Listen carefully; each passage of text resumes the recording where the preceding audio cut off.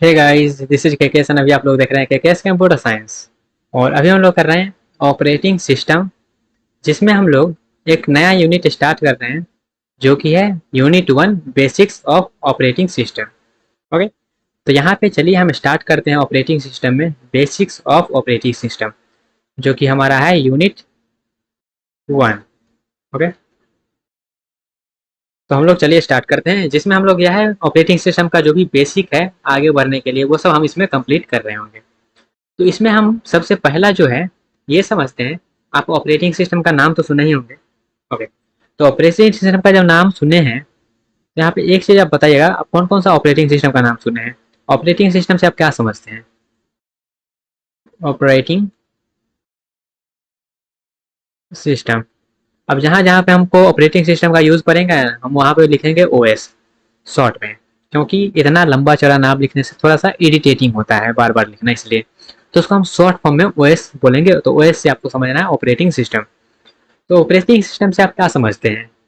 तो आप कहिएगा ऑपरेटिंग सिस्टम से हम बहुत कुछ समझते हैं लेकिन हम बता नहीं पाएंगे, यही कहिएगा। ठीक है, हम भी कहेंगे ठीक है, मत बताइए, आप लिख दीजिए। तो आप कहिएगा लिख देंगे, हाँ तो चलिए लिखते हैं। तो सबसे पहले आप लिख दीजिएगा ऑपरेटिंग सिस्टम में, हाँ जी हम ऑपरेटिंग सिस्टम विंडो का नाम सुने हैं। ठीक है, तो आप कहिएगा विंडोज। ठीक है, हाँ कहेंगे विंडोज चाहिए ऑपरेटिंग सिस्टम से, आप ये समझते हैं? तो हाँ विंडोज है मेरा ऑपरेटिंग सिस्टम, तो उसी से वही समझते हैं। ओके, देन कोई आएंगे लिनक्स वाले तो कहेंगे हम लिनक्स बोलेंगे। तुमने बोल दिया ऑपरेटिंग सिस्टम विंडो तो हम लिनक्स बोल देंगे। ओके, और उधर से थर्ड आएंगे अब कहेंगे वो इसने तो हम विंडो बोलने वाले थे, ये पहले विंडो बोल दिया। और दूसरा सोचेगा फिर लिनक्स भी बोलने वाले थे बट लिनक्स भी बोल दिया, तो वो अब कहेगा हम क्या बोलें। तो अब थोड़ा सा सोचने के बाद कहेगा चलो हम एंड्रॉयड बोल देते हैं। तो एंड्रॉयड भी क्या है, एक ऑपरेटिंग सिस्टम ही है। ओके, तो वो एंड्रॉयड बोल दिया। अब उसके बाद अगला आया तो वो सोचा विंडोज भी बोल दिए, लिनक्स भी बोल दिए, एंड्रॉयड भी बोल दिए, अब क्या बोले? तो अब आएगा थोड़ा सा महंगा आइटम, मैक। ठीक है, तो हम कहेंगे मैक ऑपरेटिंग सिस्टम। ओके, उसके बाद और भी ऑपरेटिंग सिस्टम अब हो सकता है आपको याद ना हो, लेकिन यहाँ पे हम दो और लिख देते हैं जो मेरे को याद है। जैसे कि क्या है, फेडोरा एक ऑपरेटिंग सिस्टम है, एंड Ubuntu ऐसे कुछ करके एक ऑपरेटिंग सिस्टम है। ओके, नाम एक बार कंफर्म कर लीजिएगा। Ubuntu एक ऑपरेटिंग सिस्टम है। तो ऑपरेटिंग सिस्टम से आप यही समझते हैं, जहाँ विंडोज ऑपरेटिंग सिस्टम है, लिनक्स ऑपरेटिंग सिस्टम है, एंड्रॉइड जो मोबाइल जो स्मार्टफोन में आता है वो ऑपरेटिंग सिस्टम है, एप्पल वगैरह में मैक आता है वो ऑपरेटिंग सिस्टम है, फेडोरा ऑपरेटिंग सिस्टम है, Ubuntu ऑपरेटिंग सिस्टम है। तो यही समझते हैं ऑपरेटिंग सिस्टम से। तो हाँ बिल्कुल, हम भी यही समझते हैं, यही सब क्या है, ऑपरेटिंग सिस्टम है। लेकिन अगर हम यहाँ पे ये सब तो ऑपरेटिंग सिस्टम का एग्जाम्पल हो गया, हम आपको कहेंगे हमको ऑपरेटिंग सिस्टम क्या होता है वो बताओ। ठीक है, मतलब उसका एक प्रॉपर डेफिनेशन रहना चाहिए जो आप एग्जाम वगैरह में लिख पाए। तो ये सब तो ऑपरेटिंग सिस्टम है, हाँ ठीक है, ऑपरेटिंग सिस्टम से आप ये समझते हैं, ठीक है, बट उसका एक डेफिनेशन बताइए।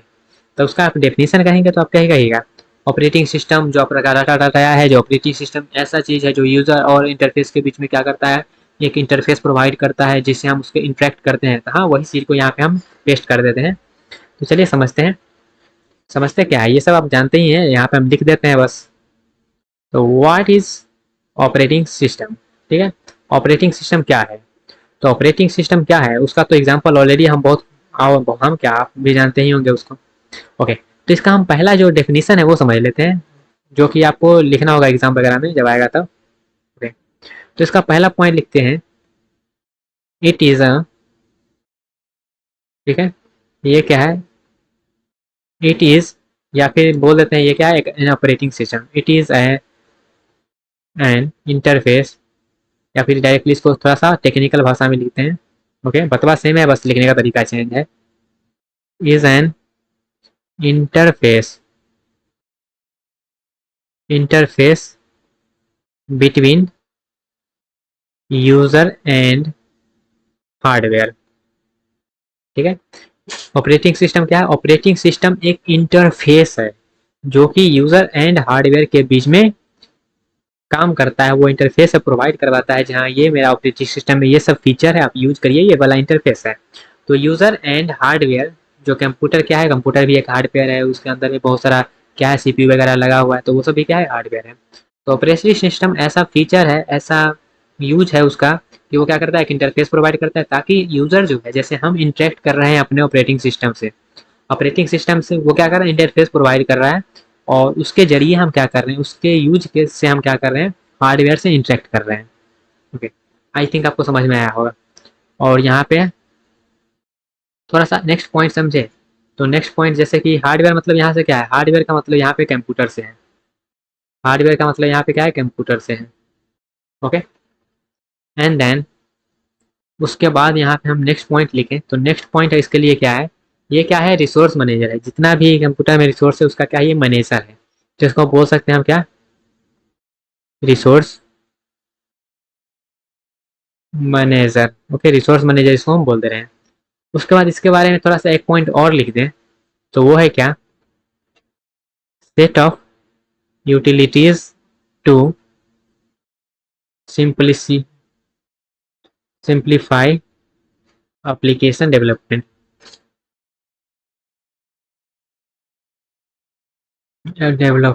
ओके, या फिर ऐसे भी बोल सकते, ऑपरेटिंग सिस्टम क्या है, सबको कंट्रोल करता है, तो control programs and software, software को भी यही कंट्रोल करता है, ये किस में कौन सा सॉफ्टवेयर ओपन होगा नहीं होगा, सब कुछ ये कंट्रोल करता है। देन ऐसा समझ सकते हैं ये जो है। ओके, अब यहाँ पे थोड़ा सा एक चीज़ समझते हैं, ये जो है यहाँ पे यूज़र, तो यूज़र मतलब आप क्या समझ सकते हैं, जो भी प्रोग्राम वगैरह है प्रोग्रामर को समझ सकते हैं, प्रोग्रामर इसको समझिए, यूज़र को आप प्रोग्रामर बोल सकते हैं, हार्डवेयर को आप कंप्यूटर बोल सकते हैं। कंप्यूटर भी में कौन कौन सा चीज़ होता है, तो कंप्यूटर में तो बहुत सारा चीज़ होता है, जैसे कि यहाँ पे मेन चीज़ अगर हम लिखे तो मेन चीज़ क्या होता है, मेन चीज़ हो गया आपका सीपीयू। ओके, उसके बाद आपका हो गया मेमोरी, एंड देन उसके बाद आपका हो गया क्या, input output device. Okay, input output devices. तो ये कुछ कुछ क्या है, कंप्यूटर का कंपोनेंट है। ओके, इतना चीज़ समझ में आया ऑपरेटिंग सिस्टम के बारे में। तो ऑपरेटिंग सिस्टम के बारे में पहले जो हम बोले तो ये सब क्या है, ऑपरेटिंग सिस्टम का एग्जाम्पल है। ऑपरेटिंग सिस्टम का डेफिनेशन क्या है, डेफिनेशन ये है, ये क्या है, एक इंटरफेस है जो कि यूज़र एंड जो हार्डवेयर है उसके बीच में इंटरेक्ट करवाने में काम करता है। ओके, देन थोड़ा सा हम आगे बढ़ेंगे, तो यहाँ पे जो है हमारे पास थोड़ा सा यहाँ पे हम चित्रकला का यूज़ करेंगे, यहाँ पे थोड़ा सा हम चित्रकारी करेंगे। जैसे ये मेरा क्या हो गया, यूज़र हो गया। ओके, एंड थोड़ा सा इसको हम इस प्रकार का ओवरलैप बना लेते हैं, ये क्या हो गया मेरा ऑपरेटिंग सिस्टम, जो यहाँ पे मिरर जैसा समझ सकते हैं, इंटरफेस जैसा। और यहाँ पे थोड़ा सा बना लेते हैं स्टाफ पे, ये क्या है, हार्डवेयर हो गया। ओके, तो ये मेरा क्या है, यूज़र जिसको आप प्रोग्रामर बोलते हैं। ये मेरा क्या आ गया, ऑपरेटिंग सिस्टम, ओएस। ठीक है, यहाँ पे थोड़ा सा अच्छे से लिख देते हैं, ये क्या हो गया मेरे पास, O and S, operating system, या फिर एक लाइन में ज़्यादा सही रहेगा, ओएस हो गया ये। एंड देन ये क्या हो गया, ये हो गया हार्डवेयर, ये क्या हो गया, हार्डवेयर। तो यूजर एंड हार्डवेयर के बीच में क्या कर रहा है, ये इंटरफेस का काम कर रहा है, ये क्या, इंटरफेस का काम कर रहा है। तो इसको आप डायग्राम के हेल्प से समझ सकते हैं, यूजर एंड हार्डवेयर के बीच में ये इंटरफेस का काम कर रहा है, इसको हम लोग बोलते हैं ऑपरेटिंग सिस्टम। ओके, देन यहाँ पे इसका थोड़ा सा हम एक चीज़ और समझ लें, ये जो है यहाँ पे है कंप्यूटर, तो ये हम कंप्यूटर का बात कर रहे हैं वन नेम आर्किटेक्चर का। ये हम समझ रहे हैं किसके लिए, ये समझ रहे हैं, ये जो कंप्यूटर सीपीयू वगैरह है ये सब हम समझ रहे हैं। यहाँ पे लिख देते हैं von Neumann architecture, von Neumann architecture का बात कर रहे हैं, जो कि स्टोर कॉन्सेप्ट पे होता है, स्टोर कॉन्सेप्ट पे यहाँ पे इसका समझ लेते हैं, इसका आर्किटेक्चर। ठीक है, तो उसका आर्किटेक्चर वगैरह समझते हैं, उसके पहले यहाँ पे एक चीज़ रखिएगा, मेमोरी मेरे पास दो टाइप का होता है, एक होता है प्राइमरी मेमोरी, एक होता है सेकेंडरी मेमोरी। तो वो सब चीज़ तो आपको मालूम ही होगा, फिर भी यहाँ पे लिख देते हैं ताकि बेसिक बेसिक जो भी फंडा है आपको क्लियर हो जाए। ओके, तो मेमोरी जो है हमारे पास दो टाइप का मेमोरी होता है, एक हमारे पास होता है प्राइमरी, एक होता है हमारे पास सेकेंडरी। सेकेंडरी को या फिर एक्सुलरी भी बोलते हैं, एक्सुलरी मेमोरी। तो प्राइमरी का एग्जांपल क्या है, प्राइमरी का एग्जांपल, प्राइमरी को मेन मेमोरी भी बोलते हैं। ठीक है, इसको हम लोग प्राइमरी को जो है मेन या फिर फिजिकल मेमोरी भी बोलते हैं, जो आप नाम सुने होंगे रैम प्लस रोम, या फिर आप कैची मेमोरी का नाम सुने होंगे, उसके बाद प्लस रजिस्टर का नाम सुनेंगे। तो ये सब क्या है मेरा, प्राइमरी या फिर मेन मेमोरी में ये सब आता है। उसके बाद अगला एग्जांपल जो है, ये एग्जांपल ये भी समझ लेते हैं इसका, सेकेंडरी मेमोरी का है। तो हार्ड डिस्क का नाम सुने हैं? हार्ड डिस्क क्या है मेरे पास? हार्ड डिस्क जो है वो सेकेंडरी मेमोरी है। और उसके बाद पेन ड्राइव का नाम सुने हैं? तो पेन ड्राइव भी क्या है? सेकेंडरी मेमोरी है। उसके बाद जो भी डीवीडी सीडीज वह सब जो है मेरा सेकेंडरी मेमोरी में आता है। तो मेमोरी का भी फंडा क्लियर हुआ। अब प्राइमरी मेमोरी के बारे में ये भी होता है, ये क्या है? वोलेटाइल है। और ये सेकेंडरी मेमोरी क्या है? Non volatile. तो इस सब को भी थोड़ा सा समझ लेते हैं। ओके, इतना को थोड़ा सा कर लेते हैं, समझ लेते हैं गाइस। ओके, ये जो मेरे पास है ये होता है वोलेटाइल, मतलब पावर ऑफ होने के बाद ये क्या होगा? इसका जो भी मेमोरी यूज किया होंगे वो सब हट जाएगा। ये क्या है? फास्टर। उसके बाद ये क्या है? Smaller in size. साइज में छोटा होता है ये। ओके, साइज मतलब एम बी जी बी वगैरह स्टोरेज में ये क्या होता है? छोटा होता है। ये क्या होता है? थोड़ा सा ननो ननो वोलाटाइल होता है। एंड देन ये क्या होता है? स्लोअर होता है थोड़ा सा। एंड ये क्या होता है? बिगर इन साइज होता है। ठीक है, इसका जो साइज होता है वो लार्ज लार्ज होता है। Large size. तो मेमोरी के बारे में इतना क्लियर हो गया। उसके बाद ये जो ऐसे पर यहाँ पे वन आर्किटेक्चर का हमने बात किया, तो उसमें जितना भी सेकेंडरी स्टोरेज है उसको एज हम मान के चलते हैं वो इनपुट आउटपुट डिवाइस का पार्ट होता है। ठीक है, तो वो आप एज्यूम उसको कर लीजिएगा। थोड़ा सा हम आगे बढ़ें ऑपरेटिंग सिस्टम में ही, उसके बेसिक वाले फंडा में, तो वो काम कैसे करता है वो समझ लेते हैं। ओके, तो यहाँ पे मेमोरी के बारे में थोड़ा सा क्लियर होगा। एक नोट पॉइंट यहाँ पे डाल देते हैं, और वो नोट पॉइंट क्या है? वो नोट पॉइंट है as per von Neumann architecture all secondary storage device are part of input output device. Von Neumann architecture का कहना है क्या, जितना भी सेकेंडरी स्टोरेज है हमारे पास उसको हम इनपुट आउटपुट डिवाइस के पार्ट में रखेंगे। ओके, तो इस तरीका से मेरा क्या हुआ? इस तरीके से आपको समझ सकते हैं। अब इसको थोड़ा सा एक और चीज़ समझ सकते हैं। जैसे कि यहाँ पे हमारे पास कोई भी एक प्रोग्राम होता है वो किस प्रकार से एग्जीक्यूट होता है, उसका स्टेटमेंट क्या होता है, तो वो सब हम जो है कंप्यूटर ऑर्गेनाइजेशन एंड आर्किटेक्चर में वो सब सीखेंगे। अब थोड़ा सा आगे बढ़ते हैं। ठीक है, ये सब बेसिक बेसिक चल रहा है। अभी वैसा हम कोई टॉप चीज़ नहीं किए हैं, बस यहाँ पे क्या किए हैं? ऑपरेटिंग सिस्टम क्या होता है वो समझे, उसका एग्जाम्पल देखे हैं। देन यहाँ पे हम वन न्यू आर्किटेक्चर का बात करें, जिसे जिसके बेस पे क्या होता है? कंप्यूटर बनाया जाता है। ओके, उसके बाद थोड़ा सा एक चीज़ और समझ लेते हैं, बेसिक में ही है ये। क्या जो हमारे जो प्रोग्राम होता है वो वन न्यू आर्किटेक्चर में कैसे वो चलता है। ओके, तो वो समझ लेते हैं। How are programs execute in von Neumann architecture. ठीक है, उसको हम शॉर्ट में लिख देते हैं वन न्यूमन आर्किटेक्चर, या फिर पूरा ही लिख देते हैं वन न्यूमन कंप्यूटर। इस कंप्यूटर में हमारे पास जो है किस तरह से प्रोग्राम एग्जीक्यूट होता है। तो प्रोग्राम एग्जीक्यूट कुछ इस प्रकार से होता है, जो मेरे पास जो भी ये प्रोग्राम पड़ा हुआ, जैसे कि सपोज करिएगा ये हमारा क्या है? सीपीयू वगैरह बना लेते हैं। उससे पहले ये मेरा क्या है? मान लेते हैं रैम है ये। ओके, उसके बाद ये मान लेते हैं डिस्क है। ओके, एंड देन इसको हम एक सीपीयू बना लेते हैं सर्कल से। ये क्या है? सीपीयू है। तो प्रोग्राम जब भी एग्जीक्यूट होगा सीपीयू पे आएगा, तभी एग्जीक्यूट होगा, क्योंकि प्रोग्राम एग्जीक्यूट मेरा सीपीयू ही करवाता है। ओके, तो यहाँ पे कुछ पॉइंट है, जैसे कि हमारे पास मान लेते हैं ये क्या है? Test dot C. ये क्या है? एक फाइल है। इसको क्या करते हैं? कंपाइलर कंपाइल कर देता है। ओके, एंड देन उसके बाद वो क्या होता है? एग्जीक्यूटेबल फाइल बनता है। तो इस तरीका से मेरा क्या होता है? फाइल एग्जीक्यूट होता है। बट यहाँ पे एक्चुअल में ऑपरेटिंग सिस्टम पे फाइल कैसे एग्जीक्यूट होता है वो समझते हैं। ओके, तो उसके लिए क्या होता है? CPU can not execute programs, जिसको डॉट ई फाइल बोलते हैं, डायरेक्टली फ्रॉम डिस्क। डिस्क के जो भी फाइल पड़ा है उसको डायरेक्टली सीपीयू एग्जीक्यूट नहीं कर सकता। ये क्या है? सीपीयू है। ये मेरे पास क्या है? ये डिस्क है। और ये क्या है मेरे पास? मेमोरी जिसको आप लोग रैम के नाम से जानेंगे। ओके। सेकेंड पॉइंट हमारे पास इंस्ट्रक्शन जो मेरा प्रोग्राम को एग्जीक्यूट करता है सिक्वेंशियली। जो भी उसमें एग्जीक्यूट करता है वो सिक्वेंशियल रैमर तक यहाँ पे लिख भी देते हैं। Instruction of the program are executed sequentially. Sequentially execute करता है। अब यहाँ पे समझिएगा, अब यहाँ पे सीपीयू जो है वो मेरा कोई भी एक फाइल है जो कि डिस्क पे पड़ा हुआ है, जो वही मान लीजिए टेस्ट डॉट सी जो है वो डिस्क में पड़ा हुआ है, ठीक है। उसका एग्जीक्यूटेबल फाइल क्या है, पड़ा हुआ है, टेस्ट डॉट ई एक्स जो है इसमें पड़ा हुआ है।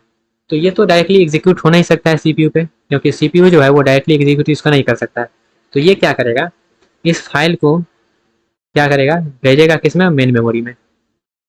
मेन मेमोरी में भेज दिया, और मेन मेमोरी में भेजने के बाद इसका जो कि इंस्ट्रक्शन होगा वो इंस्ट्रक्शन यहाँ पे ये जो है टेस्ट डॉट ई एक्स यहाँ पे आ गया एग्जीक्यूट होने के लिए, ठीक है।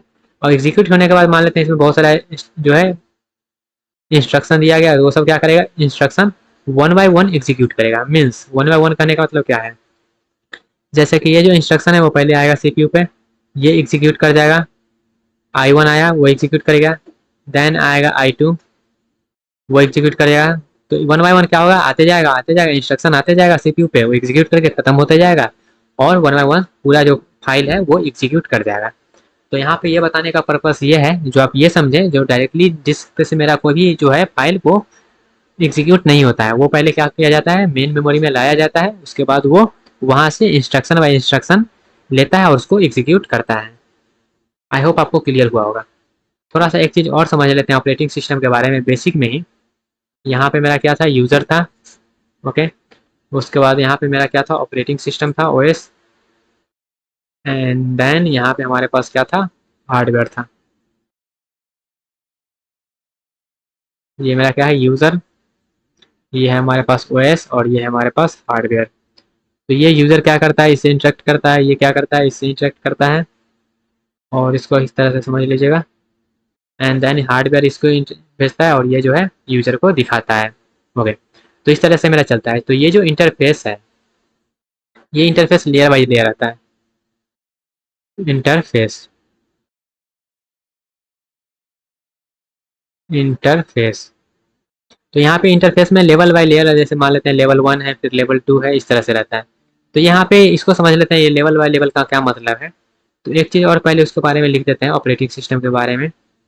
जैसे कि ये जो है हमारे पास, इसको हम प्रोसेस मैनेजर भी बोलते हैं, ओके, जो कि सीपीयू होता है। एंड देन इसको आप मेमोरी मैनेजमेंट भी बोलते हैं, मेमोरी मैनेजर भी बोलते हैं, ओके, जो कि मेमोरी होता है। देन इसको हम लोग बोलते हैं फाइल मैनेजर भी बोलते हैं, ओके। उसके बाद इसको हम लोग बोलते हैं डिवाइस मैनेजर भी बोलते हैं। एंड देन इसको हम लोग बोलते हैं क्या, प्रोटेक्शन, प्रोटेक्शन मैनेजर, जो कि क्या करता है, रिसोर्स को प्रोटेक्ट करता है, रिसोर्स को प्रोटेक्ट करता है। और ये सब, ये दोनों क्या है, डिवाइस में आता है, ओके। तो ये सब जितना भी काम है, ये जो भी काम है, ये ऑपरेटिंग सिस्टम का कर्नल वाला करता है। ये सब कर्नल मोड में होता है। ये कर्नल क्या होता है वो भी सीखेंगे, बस ऐसे समझिए, ये सब क्या है, कर्नल मोड में एग्जीक्यूट होता है। देन यहाँ पे हमने लेवल का बात किया, तो उस लेवल का यहाँ पे हम थोड़ा सा समझें, जैसे कि ओके, इस तरह से आप समझ सकते हैं इसको। एंड देन यहाँ पे ये हो गया हमारे पास जो है यूज़र लेवल। एंड देन नीचे में हो गया मेरे पास हार्डवेयर, ओके।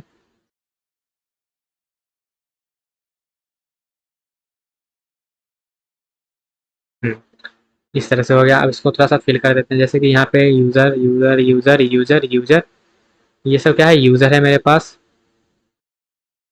ये है मेरे पास यूज़र, या फिर इसको प्रोग्रामर भी बोलते हैं। ये हमारे पास लेवल वन, ये है हमारे पास लेवल टू, और ये जो है यहाँ पे मेरे पास हार्डवेयर है।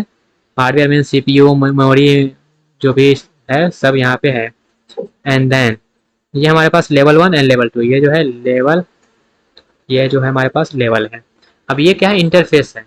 ये क्या है, यूजर ऑपरेटिंग, यहाँ पे जो है यूजर ऑपरेटिंग सिस्टम इंटरफेस, ये क्या इंटरफेस है। और ये जो है ये भी ऑपरेटिंग सिस्टम ही है, लेकिन यहाँ पे क्या है, ये PM plus main memory plus file, ये सब यहाँ पे क्या है, ये सब यहाँ पे रहता है। ठीक है। उसके बाद यहाँ पे क्या है, जैसे पीएम मतलब प्रोग्राम मैनेजर, एमएम मतलब मेमोरी मैनेजमेंट, एफएम मतलब फाइल मैनेजर, जो भी है ये सब यहाँ पे रहता है। ठीक है। ये दोनों क्या है, ऑपरेटिंग सिस्टम का ही लेवल है, जिसको हम लोग इंटरफेस बोल रहे हैं। एंड देन ये हो गया। उसके बाद देखिएगा यहाँ पे ये सब क्या है, यूजर है। तो यूजर क्या करता है, इंटरेक्ट करता है। यूजर तो इंटरेक्ट करेगा ही। तो वो यूजर जो है इंटरेक्ट करता है इससे, लेवल 1 से। और ये जो लेवल 1 है वो इंटरेक्ट करता है किससे, ऑपरेटिंग सिस्टम का जो है file program manager, main memory manager, file manager, ये सब से इंटरेक्ट करता है। वो सब इंटरेक्ट करता है मेरे पास हार्डवेयर से। ओके। तो ये जो है हमारे पास यूजर इंटरफेस। तो यहाँ पे आप समझ जो है मेरे पास कमांड वगैरह आप देखेंगे, कमांड सेल वगैरह देखे होंगे, कमांड इंटरप्रेटर। जैसे कि आप पढ़े होंगे, सेल देखे होंगे आप जब विंडोज वगैरह में। उसके बाद GUI, जैसे यहाँ पे C स्लैश इस प्रकार से दिया रहता है। उसके बाद ये डेस्कटॉप पे रहता है। तो ये सब आप देखे होंगे, जैसे आप कहते हो ना CMD खोलो, कमांड प्रॉम्प्ट खोलो, तो वो सब क्या होता है मेरे पास, ऑपरेटिंग सिस्टम से इंटरेक्ट करने का तरीका होता है। और वो सब मेरे पास आता है यूजर ऑपरेटिंग सिस्टम इंटरफेस में। ओके। एंड उसके बाद जो लेवल होता है वो होता है ऑपरेटिंग सिस्टम, जहाँ पे मेरा जो भी उसका मेन चीज़ है वो सब वहाँ पे रहता है, ऐसे समझ सकते हैं आपको। ओके। उसके बाद हमारे पास जो है यूजर एप्लीकेशन एंड ऑपरेटिंग, इस तरह से एक और डायग्राम बनाते हैं। उस डायग्राम से आपको ज़्यादा अच्छे से क्लियर होगा। जैसे ये हो गया हमारे पास यूजर, एंड हो गया इसका एप्लीकेशन। ओके। जो भी एप्लीकेशन आप यूज करते होंगे उसका वो ऑपरेटिंग सिस्टम हो गया, वो उसके बाद वो हार्डवेयर हो गया। ओके। इसको पहले फिल कर लेते हैं। तो ये यूजर हुआ। ये यूजर इंटरेक्ट करेगा किससे, एप्लीकेशन से या फिर सॉफ्टवेयर बोल सकते हैं। ओके। एंड देन ये करेगा ऑपरेटिंग सिस्टम से। ओके। ऑपरेटिंग सिस्टम में भी कर्नल से करेगा ये सब, कर्नल। ये जो है करेगा हार्डवेयर से इंटरेक्ट। उसके बाद हार्डवेयर करेगा फिर से, ये कर्नल से इंटरेक्ट करेगा, और ये जो है एप्लीकेशन से, और ये एप्लीकेशन यूजर को वापस दे देगा। ठीक है। तो इस डायग्राम से आप समझ सकते हैं, जैसे हम पीछे देख रहे हैं डायग्राम। एक और डायग्राम थोड़ा सा, यहाँ पे ये यूजर हो गया, ये एप्लीकेशन ऑफ प्रोग्राम हो गया, उसके बाद ये ऑपरेटिंग सिस्टम हो गया। इसी को हम इसी डायग्राम को थोड़ा सा अच्छे से यहाँ पे बना दे रहे हैं। ये हमारे पास क्या है, यूजर है, ये एप्लीकेशन है ऑफ प्रोग्राम, तो ये मेरा क्या है, ऑपरेटिंग सिस्टम है। ऑपरेटिंग सिस्टम में भी क्या है, ये कर्नेल है। ओके। और ये क्या है, हार्डवेयर। हार्डवेयर में CPU and then memory, and उसके बाद जो भी डिवाइस है वो सब है। ठीक है। तो इस तरह से क्या होता है, इस तरह से हमारे पास इसमें काम चलता है। ओके। अब इसका ऑपरेटिंग सिस्टम का थोड़ा सा हम फंक्शन एंड गोल का बात कर लें। फंक्शन एंड, ये सब बेसिक है, function and goals of operating system. तो इसका फंक्शन एंड गोल क्या है, तो फंक्शन है is something that is to be carried out to achieve goal. Goal को अचीव करने में जो हमारा हेल्प करता है उसको हम लोग फंक्शन बोलते हैं। और इसका गोल क्या है, तो इसका गोल जो है यूजर फ्रेंडली बनाना, मतलब इसको बोल सकते हैं कन्वीनियंस बनाना। Okay. Convenience. Okay. And then इसको हम बोल सकते हैं इफिशियंट बनाना, इफिशियंसी भी मैटर करता है। And then reliability, and then उसके बाद बोल सकते हैं रोबस्टनेस, एंड देन बोल सकते हैं स्केलेबिलिटी, स्केलेबिलिटी, एंड उसके बाद बोल सकते हैं पोर्टेबिलिटी। तो ये सब जो है ऑपरेटिंग सिस्टम का गोल है। ओके। और प्राइमरी गोल जो हम बोलेंगे ऑपरेटिंग सिस्टम का, तो वो भी कभी कभी पूछा जाता है ऑब्जेक्टिव में। और ऑपरेटिंग सिस्टम का जो प्राइमरी गोल है वो होता है हमारे पास कन्वीनियंस बनाना, मतलब यूजर फ्रेंडलीनेस उसमें बढ़ाना होता है वो। ओके। तो प्राइमरी गोल उसका ये होता है। देन ऑपरेटिंग सिस्टम का वो भी फंक्शंस वगैरह होता है, जैसे कि उसमें memory management, security, file management, process management, error detection. तो वो सब उसका क्या होता है, फंक्शंस होता है। वो सब को हम वन बाय वन एक एक यूनिट में ही पढ़ना है वो सब चीज़ें को। ओके। आई होप आपको समझ में आया होगा, ये सब चीज़ समझ में आ रहा होगा। तो एक चीज़ और होता है, जैसे कि यहाँ पे मान लेते हैं, एक चीज़ अभी हम क्या बोल रहे थे, अभी हम बोल रहे थे शायद प्राइमरी गोल के बारे में ना, तो लिख देते हैं primary goal of operating system is convenience. Okay, ये होता है उसका प्राइमरी गोल, ऑब्जेक्टिव वगैरह में से पूछा जाता है। और जरूरी नहीं जितना भी ऑपरेटिंग सिस्टम है सबका प्राइमरी जो गोल है वो सेम है। ये हमारे पास जो हम यूज़ करते हैं, हम लोग जो यूज़ करते हैं उसका ये क्या है, प्राइमरी गोल कन्वीनियंस, मतलब जो है वो यूज़र फ्रेंडलीनेस रहना चाहिए उसमें। बट जरूरी नहीं है सभी ऑपरेटिंग सिस्टम के लिए ये कॉमन हो, और फिर जैसा यूज पड़ेगा उस टाइप का ऑपरेटिंग सिस्टम के लिए वो हमारा होता है। जैसे कि मान लेते हैं कोई रियल टाइम सिस्टम है, तो वहाँ पे जो है इफिशियंसी मैटर करता है, तो वहाँ पे उसका प्राइमरी गोल क्या होगा, इफिशियंसी हो जाएगा। उसी तरह से जहाँ पे मेरा जरूरी नहीं वो क्या हो, रियल टाइम को दिखाता वहाँ पे जरूरी है वो इफिशियंसी मैटर करता है। बट वहीं पर अगर मान लेते हैं कोई जरूरी नहीं है जो, हाँ वो स्ट्रिक्ट थोड़ा सा नहीं है, तो वहाँ पे कह सकते हैं कोई जो है वहाँ पे कोई जरूरी नहीं, वहाँ पे कोई और, जैसे मान लेते हैं सॉफ्ट, यहाँ पे दो चीज़ होता है, जैसे कि अदर कंप्यूटिंग हमने बोला क्या, ऐसे समझ सकते हैं इसको, आप कैसे समझिएगा इस तरीका से, जैसे कि हमने बोला क्या, real time system. Real time system जैसे कि मान लेते हैं कोई रॉकेट वगैरह लॉन्च हो रहा है, तो उसमें एक एक सेकंड का जो इन्फॉर्मेशन है, एक एक मिली सेकंड का जो इन्फॉर्मेशन है वो मैटर करता है, तो वहाँ पे जो है इफिशियंसी मैटर करता है, तो वहाँ पे प्राइमरी गोल इफिशियंसी हो जाएगा। बट वहीं पे अगर रियल टाइम यहाँ पे हम बोलते हैं थोड़ा सा सॉफ्ट, मतलब थोड़ा सा डिले भी होगा तो चलेगा। सॉफ्ट रियल टाइम सिस्टम का अगर बात करें तो थोड़ा सा डिले, जैसे कि मान लेते हैं एटीएम से पैसा निकालें तो थोड़ा सा डिले भी होगा तो चलेगा, मतलब यहाँ का 1 मिनट 2 मिनट लगेगा तो भी चलेगा। एटीएम वगैरह हो गया उसका एग्जाम्पल, तो यही हम कहना चाहते थे। तो फंक्शंस जो भी ऑपरेटिंग सिस्टम का, जैसे कि process management, error detection, memory management, security, file management, ये सब उसका क्या हो गया, फंक्शंस हो गया। तो गाइज अपने मिलते हैं सेकंड सेक्शन में जहाँ पे हम उसका और भी बेसिक फंडा जो है वो क्लियर करेंगे। तो ये सब बेसिक बेसिक चल रहा है अभी। ओके, तो ये बेसिक भी आपको आना चाहिए जो कि आगे आप यूज़ करेंगे, ऑपरेटिंग सिस्टम कैसे काम करता है वो भी आपको समझ में आना चाहिए। ओके, मिलते हैं गाइज अपने अगले सेक्शन में, अपने बेसिक वाले 2 में। तब तक के लिए bye bye, tata, take care and all the best.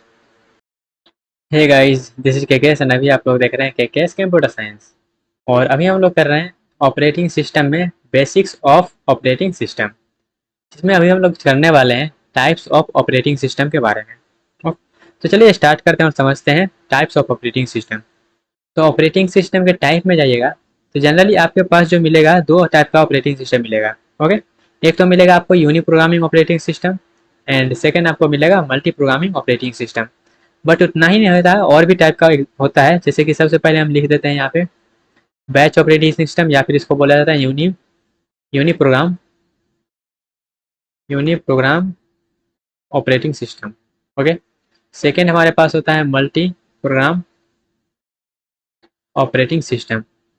उसके बाद जो हमारे पास होता है वो होता है distributed operating system, distributed operating system. And then अगर हम बात करें तो नेटवर्क ऑपरेटिंग सिस्टम। उसके बाद अगर हम बात करें तो हमारे पास real time operating system. Okay, उसके बाद time sharing operating system, time sharing operating system. And then हमारे पास और भी टाइप का होता है, यहाँ पे डॉट डॉट लगा देते हैं। लेकिन हमारे पास जो पढ़ने वाला सिलेबस है, मतलब सिलेबस में जो है वो आपके पास है batch operating system and multi program operating system. तो ये दोनों जो है पढ़ने वाला है वो है हमारे पास basic operating system, basic operating system, और ये सब जो है वो है एडवांस। ओके, तो एडवांस में नहीं जाना है, बेसिक हम लोग पढ़ रहे हैं तो हमको बेसिक में ही uni program operating system and multi program operating system को जानना है। तो ये है टाइप्स ऑफ ऑपरेटिंग सिस्टम में उसका टाइप्स। एंड अब हम लोग आगे बढ़ते हैं थोड़ा सा, और हम लोग जानते हैं इसके डेफिनेशन के बारे में, और इसको थोड़ा सा हम डिटेल से समझते हैं क्योंकि ये सब जो है एग्जाम में पूछा जाता है। ओके, तो यहाँ पे थोड़ा सा अगर हम बात कर लें तो हमारे पास कंप्यूटर का बात कर लें तो फर्स्ट जनरेशन ऑफ कंप्यूटर में, first generation of computer, okay, तो वहाँ पे हमारे पास कोई भी ऑपरेटिंग सिस्टम नहीं हुआ करता था, no operating system. First generation of computer जब आया था तो उसमें कोई भी ऑपरेटिंग सिस्टम का यूज़ नहीं किया गया था। ओके, उसके बाद सेकेंड जनरेशन का जो आया था, सेकेंड जन का जो कंप्यूटर आया था, तो ये जो हमारे पास कंप्यूटर था, ओके, तो उस वो वहाँ पे ऑपरेटिंग सिस्टम का यूज़ तो नहीं किया गया था, लेकिन एक चीज़ यूज किया गया था वो था मैग्नेटिक टेप का। ठीक है, मैग्नेटिक टेप्स का यूज़ किया गया था, मीन्स यहाँ पर भी मेरे पास कोई भी ऑपरेटिंग सिस्टम का यूज़ नहीं किया गया था। उसके बाद हमारे पास आया third generation of computer. Third generation of computer, तो वहाँ पे जो है मैग्नेटिक डिस्क का यूज़ किया गया। मैग्नेटिक डिस्क का यूज़ किया गया था, जैसे कि आप नाम सुने होंगे हार्ड डिस्क वगैरह का, हार्ड डिस्क या फिर फ्लॉपी का नाम सुने होंगे, फ्लॉपी। Okay, floppy disk. तो ये सब का यूज़ किया गया था थर्ड जनरेशन में। और ये जो मैग्नेटिक डिस्क है, ये क्या है, ये जो मैग्नेटिक डिस्क है, इसी को हम क्या किए हैं, दो पार्ट में डिवाइड किए हैं। एक मेरे पास हो जाएगा uni program, uni programmer, and एक हो जाएगा हमारे पास मल्टी प्रोग्राम, मल्टी प्रोग्राम। तो चलिए हम लोग हेडिंग डालते हैं सबसे पहले यूनी प्रोग्राम ऑपरेटिंग सिस्टम, और उसको अच्छे से समझ लेते हैं। यूनी प्रोग्राम का मतलब होता क्या है। ओके, ये किस तरह से हम यहाँ पे रिलेट किए, आई थिंक आपको समझ में आ रहा होगा। ओके, तो अब हम लोग हेडिंग डालते हैं uni program operating system, types of operating system में। Okay, uni program operating system. तो यूनी प्रोग्राम ऑपरेटिंग सिस्टम का मतलब क्या होता है। यूनी मतलब क्या होता है, एक होता है। यूनी मतलब एक। तो यहाँ पे हम पहले बना लेते हैं, एक डायग्राम बना लेते हैं इस तरह का। ये मेरे पास मेमोरी हो गया, एंड देन एक बना लेते हैं सीपीयू, ये हो गया सीपीयू। ओके, एंड एक बना लेते हैं आउटपुट इनपुट डिवाइस, ये हो गया आउटपुट इनपुट डिवाइस। एंड एक बना लेते हैं हम हार्ड डिस्क बना लेते हैं इस तरह का। ओके, ये हो गया हमारे पास hard disk. Okay, okay, and okay. तो ये हमारे पास हो गया इनपुट आउटपुट डिवाइस। लिख देते हैं इनपुट एंड, या फिर इनपुट, इनपुट आउटपुट डिवाइस है। यहाँ पे ये मेरे पास मेमोरी हो गया, ये सीपीयू है, और ये जो है वो है डिस्क, हार्ड डिस्क समझ लीजिए, हार्ड डिस्क है ये। ओके, तो यहाँ पे हार्ड डिस्क में मेरे पास बहुत सारा प्रोग्राम पड़ा हुआ है। ओके, उस पर आएंगे, लेकिन इसका पहले हम यहाँ पे डेफिनेशन समझ लेते हैं, उसके बाद इसको हम कंटिन्यू करते हैं। ओके, तो ऑपरेटिंग सिस्टम जो है, यूनी प्रोग्राम ऑपरेटिंग सिस्टम, ये इसका जो है ability of the operating system to hold a single program in memory. Memory में जो क्या करेगा, ये सिंगल प्रोग्राम होल्ड करने के काबिल है ये। ओके, तो इसी को हम लोग बोलेंगे uni program operating system. Okay, तो यहाँ पे इसका मतलब क्या है वो समझते हैं, तो डायग्राम से इसका मतलब समझ लेते हैं। तो ये क्या है, मेरे पास हार्ड डिस्क है, और ये हार्ड डिस्क यहाँ पे मान लेते हैं, ये ऑपरेटिंग हार्ड डिस्क में ही ऑपरेटिंग सिस्टम रहता है ना। ओके, तो यहाँ पे मान लेते हैं प्रोग्राम 1 स्टोर है, प्रोग्राम 2, प्रोग्राम 3, बहुत सारा क्या है प्रोग्राम इसमें स्टोर है। ओके, बहुत सारा प्रोग्राम क्या है स्टोर है। एंड देन ये फिर आपके पास क्या है, इनपुट आउटपुट डिवाइस है। ओके, उसके बाद इनपुट आउटपुट प्रोग्राम, ये जो डिवाइस है इसके जरिए हम क्या किए, इसके जरिए मान लेते हैं प्रोग्राम 1 को हम लोड किए, प्रोग्राम 1 को हम क्या किए, लोड किए, और ये क्या है, रैम है। तो यहाँ पे रैम में भी क्या है, मेरा ऑपरेटिंग सिस्टम लोड हो चुका है, ये एक स्पेस लिया गया है ऑपरेटिंग सिस्टम लोड करने का। और ये जो हमारे पास प्रोग्राम है, इस प्रोग्राम 1 को हम क्या किए हैं, अपने मेन मेमोरी में लाए हैं। ओके, आ गया मेन मेमोरी में program. And then main memory में लाने के बाद ये जो है हमारे पास, जहाँ पे ऑपरेटिंग सिस्टम क्या है स्टोर है मेन मेमोरी में, तो इसको हम लोग बोलेंगे क्या, एस एरिया। एस मतलब system area, S area, S मतलब क्या है, सिस्टम, SYSTM, सिस्टम एरिया। जहाँ पे ऑपरेटिंग सिस्टम रहता है उसको हम बोलते हैं सिस्टम एरिया, और जहाँ पे मेरे पास जो है प्रोग्राम वगैरह स्टोर होता है उसको हम बोलेंगे यूजर एरिया। ठीक है, तो ये मेमोरी का भी वहाँ पे डिवीजन हो जाता है user area and system area में। उसके बाद यहाँ पे ऑपरेटिंग सिस्टम हो गया, एंड देन यहाँ पे हम क्या करते हैं, अपलोड करते हैं। तो ये जो हमारे पास प्रोग्राम 1 है, इस प्रोग्राम 1 को हम यहाँ पे लाएं। ठीक है, यहाँ से हमारे पास लोड हुआ मेन मेमोरी में, मेन मेमोरी से हमारे पास कहाँ आएगा, वो आएगा सीपीयू में। मेन मेमोरी से कहाँ गया, सीपीयू में आ गया। तो यहाँ पे सीपीयू में जो है, एक टाइम पे एक ही प्रोग्राम जो है वो एग्जीक्यूट कर सकता है। इसी को हम लोग बोलते हैं unique program operating system.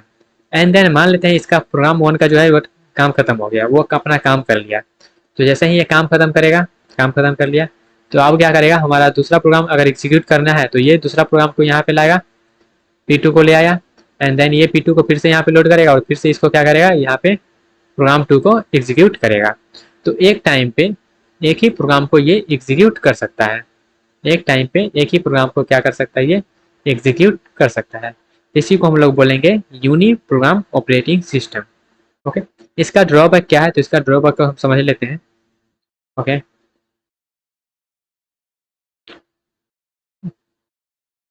Drawback of uni program operating system, इसका जो ड्रॉबैक है यहाँ पे, इसका ड्रॉप जो है, सिंगल प्रोग्राम जो है मेरे पास यहाँ पे कोई भी सफिशियंट लेवल में नहीं रह जाए। यहाँ पे जो मेरा सीपीयू है, सीपीयू हमेशा बिजी नहीं रह रहा है। जैसे कि यहाँ पे देखिएगा, यहाँ पे क्या हुआ, सीपीयू भैया यहाँ पे बैठे हुए हैं, ये डिस्क से क्या हुआ, प्रोग्राम लोड हुआ, तो सीपीयू भैया कहें जहाँ आ गया, अब तो हम काम कर लेते हैं, थोड़ा सा काम कर लिया, और वो अपना काम कर लिया, और उसके बाद काम खत्म हो गया, तो वहाँ पे फिर से क्या हुआ, बैठ गया। अब फिर से क्या होगा, अब हार्ड डिस्क से फिर से दूसरा प्रोग्राम आएगा, फिर से इनपुट आउटपुट डिवाइस से मेन मेमोरी में आएगा, फिर से मेन मेमोरी के बाद वो सीपीयू में आएगा, तब सीपीयू भैया फिर से क्या करेंगे, काम करना स्टार्ट करेंगे। तो यहाँ पे उतना ही जो टाइम इंटरवल जो था, उसमें क्या था, सीपीयू मेरा बैठा हुआ था, कोई काम नहीं कर रहा था। ओके, तो यहाँ पे क्या है, सीपीयू आइडलनेस का क्या हो रहा है, प्रॉब्लम हो रहा है। सीपीयू क्या कर रहा है, खाली बैठ रहा है, तो खाली बैठ रहा है, तो ये इसका जो थ्रोपुट है वो क्या हो रहा है, डिक्रीज हो जा रहा है। तो ये इसका क्या है, ड्रॉबैक है। ड्रॉबैक क्या है, यहाँ पे ये जो है इसका ड्रॉबैक समझ लेते हैं। तो यहाँ पे सिंगल प्रोग्राम इन मेमोरी जो है वो सफिशियंट नहीं है, तो ऐसा बोल सकते हैं idleness, idleness of CPU. CPU खाली बैठ रहा है, तो यही मेरा क्या है, इसका डिसएडवांटेज है। और सीपीयू खाली बैठ रहा है, इसका मतलब क्या है, उसका थ्रोपुट जो है, थ्रोपुट विल बी लेस। ठीक है, इफिशियंसी इसका क्या हो जा रहा है, लेस हो जा रहा है। तो यहाँ पे जो है इस थ्रोपुट का मतलब क्या हो जाए, थ्रोपुट लिखा है, थ्रोपुट का मतलब क्या है, तो थ्रोपुट का मतलब होता है number of program completed per unit time. Throughput का मतलब है number of program completed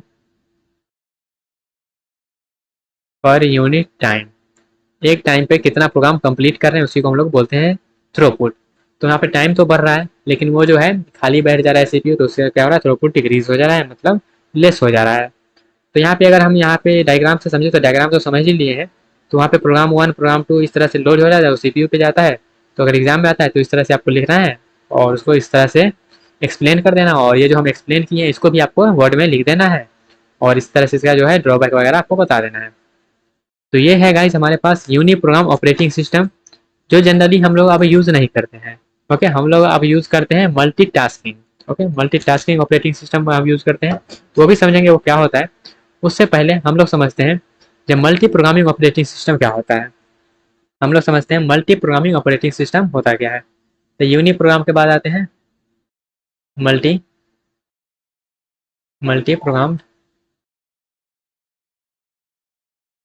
operating system.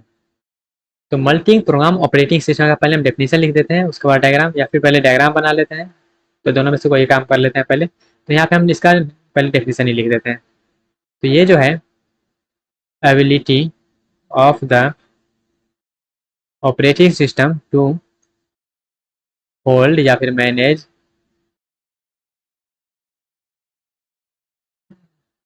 Multiple ready to run program in memory. तो यहाँ पे जो है मल्टीपल प्रोग्राम को रेडी कर सकता है एग्जीक्यूट करने के लिए। ओके, इसका ऑब्जेक्टिव क्या है, तो इसका ऑब्जेक्टिव है हम थ्रूपुट को क्या करेंगे, मैक्सिमाइज करेंगे, सीपीयू यूटिलाइज को मैक्सिमाइज करेंगे। और इसको जो है यहाँ पे एक टॉमॉल लिख देते हैं, जैसे कि इसका मतलब क्या है, multi ring of CPU among different program in memory. तो यहाँ पे जो है वो अलग अलग टाइप से रहेगा, तो इसको यहाँ पे लिखने का कोई सेंस बनता नहीं, तो इसको हटा देते हैं यहाँ से। ओके, इसका बस डेफिनेशन आप याद रखें, नहीं तो कंफ्यूज होंगे ज़्यादा सा। तो अगर इसका हम डायग्राम बनाए, तो फिर से ये मेरा क्या हो गया कि डिस्क। ओके, ये डिस्क हो गया, इसको हम फिर से यहाँ पे मेमोरी बना लेते हैं, ये मेमोरी हो गया। एंड देन एक हम बना लेते हैं सीपीयू, और सीपीयू को बनाएंगे गोल से, तो ये हो गया सीपीयू। एंड यहाँ पे हमारे पास जो प्रोग्राम को रेडी करके रखेगा वो एक जॉब जो है, जो यहाँ पे जॉब बना लेते हैं, जो कौन सा जॉब कंप्लीट हो रहा है, कौन सा जॉब आ रहा है। ओके, तो यहाँ पे हमारे पास ये डिस्क जो है, इस डिस्क में बहुत सारा प्रोग्राम जो है, एक में ऑपरेटिंग सिस्टम रहेगा स्टोर, और उसके बाद यहाँ पे प्रोग्राम 1 प्रोग्राम 2 इस तरह से स्टोर रहेगा बहुत सारा प्रोग्राम।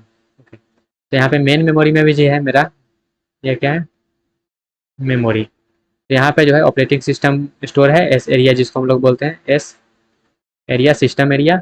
उसके बाद यूजर एरिया ये सब बचा हुआ है। तो यहाँ पे program 1, program 2, program 3 and program 4, इस तरह से जितना भी प्रोग्राम है वो स्टोर रहेगा इसमें, जो कि वेट करते रहेगा कि किसका समय आ रहा है तो वो जाके एग्जीक्यूट कर लेगा, और नहीं तो वहाँ पे अपना बैठा रहेगा यूजर एरिया में। ओके, जैसे मान लेते हैं प्रोग्राम 1 का टाइम आ गया, वो प्रोग्राम 1 आ गया तो वो क्या करेगा, सीपीयू पे जाएगा और प्रोग्राम 1 एग्जीक्यूट किया। प्रोग्राम का 1 क्या किया, एग्जीक्यूट करेगा। जैसे एग्जीक्यूट कर लेगा वो क्या करेगा, इसको भेज देगा जहाँ हमारे पास कंप्लीट हो गया, तो प्रोग्राम 1 यहाँ आ जाएगा, यहाँ से ये हट जाएगा। एंड देन ये जो हुआ, और उसके बाद जो है हमारे पास ये जो प्रोग्राम 2 बचा हुआ है ये फिर से यहाँ पे आएगा सीपीयू में प्रोग्राम 2, और फिर से वो एग्जीक्यूट करेगा, वो अपना काम खत्म करेगा। ओके, तो यहाँ पे मेरा क्या हो रहा है, सीपीयू जो है वो आइडलनेस नहीं हो रहा है, वहाँ पे सीपीयू ज़्यादा देर तक खाली नहीं बैठ रहा है, और जब पूरा काम हो जा रहा है तब वो खाली बैठ रहा है। ओके, तो यहाँ पे मल्टीपल प्रोग्राम जो है एक साथ हमारा एग्जीक्यूट करता है। मल्टीपल प्रोग्राम एक साथ एग्जीक्यूट करने का मतलब जो है वो रेडी स्टेट में रहता है सब बैठा हुआ, और उसके बाद वन बाय वन क्या होता है, वो एग्जीक्यूट करता है।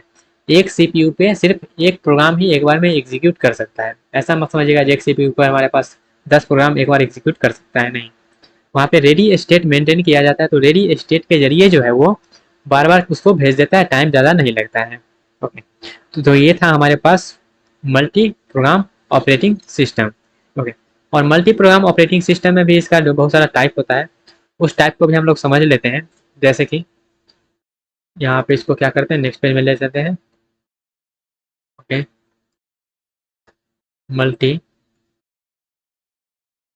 Programme operating system, multiple programming operating system. इसका दो टाइप होता है, इसका दो टाइप होता है। पहला टाइप होता है हमारे पास, इसका पहला टाइप होता है जो होता है वो नॉन प्रीएम्प्टिव। क्या, नॉन प्रीएम्प्टिव, जिसको हम लोग शॉर्ट में एनपीआर बोलेंगे। एंड देन एक मेरा होता है क्या, प्रीएम्प्टिव, जिसको हम लोग शॉर्ट में बोलेंगे प्रीएम्प्टिव पीआर। इसको बोलेंगे एनपीआर, नॉन प्रीएम्प्टिव। तो ये प्रीएम्प्टिव एंड एन प्रीएम्प्टिव का मतलब क्या हुआ, तो यहाँ पे अगर हम शॉर्टकट में थोड़ा सा बता दें तो मेरा जो है नॉन प्रीएम्प्टिव का मतलब होता है क्या, यहाँ पे फोर्सफुल जो है डीएलोकेशन नहीं होता है। मीन्स इसको हम एक टर्म में एक लाइन में बोल दे तो यहाँ पे हम बोल सकते हैं नो फोर्सफुल डीएलोकेशन।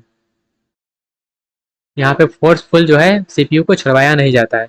बट प्रीएम्प्टिव में क्या है, प्रीएम्प्टिव में हमारे पास फोर्सफुल यहाँ पे डीएलोकेट किया जाता है, फोर्सफुल डीएलोकेशन। यहाँ पे फोर्सफुल जो है वो डीएलोकेशन करवाया जाता है। अब ये क्यों करवाते हैं, क्योंकि जैसे मान लेते हैं प्रोग्राम एग्जीक्यूट कर रहा है और कोई एक इंपॉर्टेंट प्रोग्राम आ गया, मतलब जिसका प्रायोरिटी क्या है, हाई है, तो उस केस में हमको क्या करवाना पड़ेगा, उसको जो भी एग्जीक्यूट कर रहा है उसको हटा के, और जो भी आया है जिसका प्रायोरिटी हाई है उसको हमको क्या करना पड़ेगा, उसको हमको सीपीयू एलोकेट करना पड़ेगा। तो उसको हम लोग बोलते हैं प्रीएम्प्टिव। तो थोड़ा सा इसको हम डिटेल में समझ लेते हैं प्रीएम्प्टिव एंड नॉन प्रीएम्प्टिव को। ओके, तो हम लोग हेडिंग डालने जा रहे हैं, नॉन प्रीएम्प्टिव पहले समझ लेते हैं, और यहाँ पे एक डेफिनेशन भी लिख देते हैं नॉन प्रीएम्प्टिव। तो नॉन प्रीएम्प्टिव का क्या मतलब है पहले वो समझते हैं। Okay, running program on CPU will not be forced to leave the CPU, but it will release the CPU voluntarily on its own। ये क्या करेगा, अपने आप सीपीयू को छोड़ेगा, इसको कोई ज़बरदस्ती सीपीयू को नहीं छोड़वा सकता है। ओके, तो यहाँ पे जो है दो पॉइंट आता है। पहला पॉइंट जो है वो कंप्लीट, यहाँ पे जो भी प्रोग्राम होगा वो क्या करेगा, कंप्लीट जो है कंप्लीट एग्जीक्यूट कर लेगा, कंप्लीट इट्स एग्जीक्यूशन। जब इसका एग्जीक्यूशन खत्म हो जाएगा तभी ये क्या करेगा, ये अपने आप को सीपीयू को क्या करेगा, छोड़ देगा।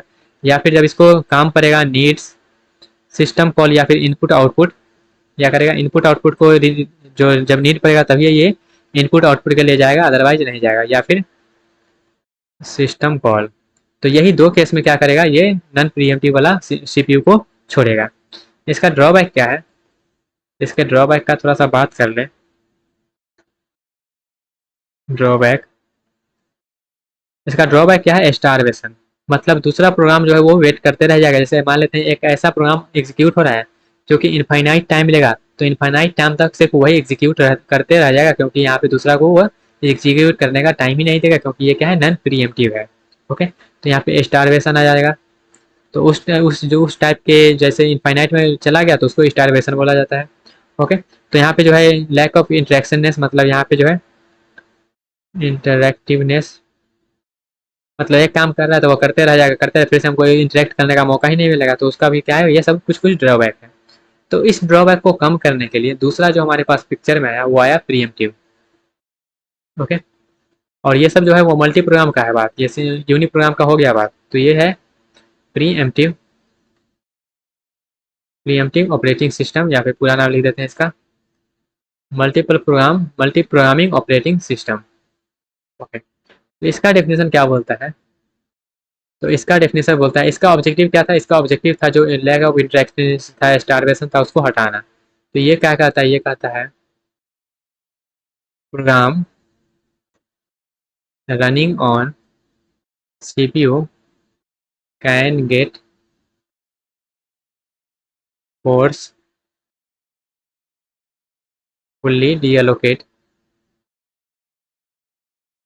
फ्रॉम सीपीयू, जिसको हम लोग बोलेंगे क्या, प्रीएम्प्टिव,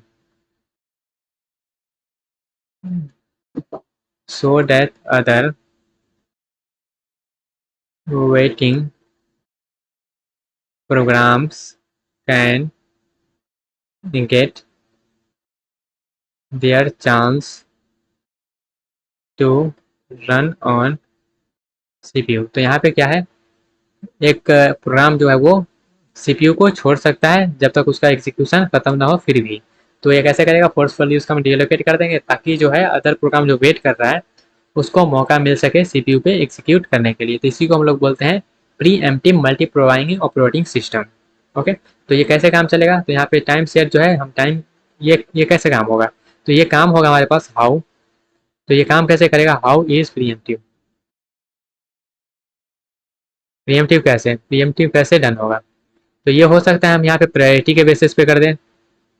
प्रायोरिटी के बेसिस मतलब जो जिसका प्रायोरिटी ज़्यादा होगा वो पहले काम कर लेगा, या फिर कोई हाई प्रायोरिटी का रहा है तो वहाँ पे हो जाएगा, या फिर हम टाइम के बेसिस पे कर दें, मतलब 2 नैनो सेकेंड के लिए एक एग्जीक्यूट करना चाहिए, फिर दूसरा को टाइम मिलना चाहिए। तो यहाँ पे हम कुछ तरह से उसको डिवाइड कर सकते हैं।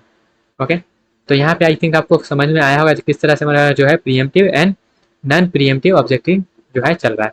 तो एक टर्म और होता है जैसे एक मल्टी प्रोग्रामिंग एंड एक होता है multi tasking. Multi programming and multi tasking मतलब क्या होता है, यहाँ पे जो pre-emptive based multi programming operating system है, तो यहाँ पे आपके लिए क्या रहा, एक क्वेश्चन रहा क्या, multi programming and multi tasking में क्या डिफरेंस है वो आप समझ लीजिएगा, क्योंकि जो है पूछा जाता है एग्जाम वगैरह में। ओके, तो इसको आप कर लीजिएगा। तो मिलते हैं आज अपने अगले सेक्शन में, जहाँ पे हम करने वाले हैं और भी बेसिक बेसिक चीज़ें। तो ये सब ऑपरेटिंग सिस्टम का सब फंडामेंटल है और ये सब आपको आना चाहिए जब हम आगे बढ़ेंगे उससे पहले। ओके, तो यहाँ पे बस हम आज ऑपरेटिंग सिस्टम का टाइप जाने हैं, और टाइप जानने के बाद यहाँ पे जो है यूनी प्रोग्राम क्या था, मल्टी प्रोग्राम क्या था, उसका ड्रॉबैक क्या था, वो सब चीज़ समझे हैं। और कैसे प्रोग्राम एग्जीक्यूट होता था, uni programming and multi programming में किस तरह से एग्जीक्यूट हो जाता है। फिर मल्टी प्रोग्रामिंग में दो टाइप हुआ, प्रीएम्प्टिव एंड नॉन प्रीएम्प्टिव, तो उस टाइप को भी हम समझे अच्छे से। तो मिलते हैं आज अपने अगले सेक्शन में, जहाँ पे और भी हम करने वाले हैं बेसिक बेसिक चीज़ें। Hey guys, this is KKS and अभी आप लोग देख रहे हैं केकेएस कंप्यूटर साइंस, और अभी हम लोग कर रहे हैं ऑपरेटिंग सिस्टम, जिसमें हम लोग बेसिक्स ऑफ ओएस को देख रहे हैं। और बहुत सारा बेसिक्स को हमने समझा और सीखा जो किस तरह से हमारा ओएस काम करता है, कैसे क्या चीज़ आपस में रिलेटेड है।